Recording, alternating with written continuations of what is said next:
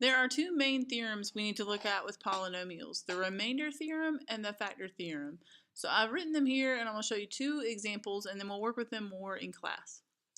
The remainder theorem states that if a polynomial is divided by a factor and the remainder is equal to if you plugged in that value into the function. So for example, if my factor was x minus 4 and I plugged in the root, which would be equal to 4, into the function, the remainder and that value for your function should be equivalent.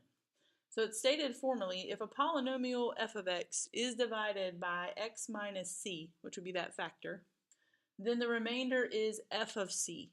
So you would take that value, like if it was x minus 4, you would take 4 and plug it into the function.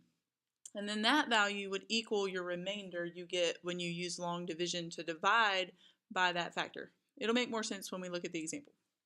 The factor theorem states that if you divide your polynomial by a factor and you have no remainder, then that binomial is a factor of your polynomial.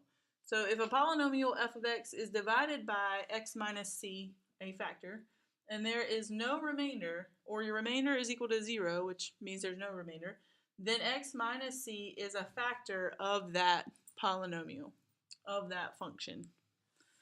So let's just look at an example. Instead of working all of the division out, I've already worked it out for you so that you can just look and see what I'm talking about. If I'm given a polynomial x cubed minus 6x squared plus 10x minus 8 divided by x minus 4, I would want to use long division and do the division and end up with no remainder for this case. So if that happens, what the factor theorem states is x minus 4 is a factor of your polynomial you were dividing into. So I wrote that over here. X minus 4 would be a factor of that polynomial, and x equals 4, we can see, would be a solution. If we're solving, it would be a root, it'd be a 0 or an x-intercept if we're looking at our graph. So I do want you to write this example down. I just didn't want to take your time to show you division again because that was on the other video. And then let's look at an example of the remainder theorem. That was the factor theorem.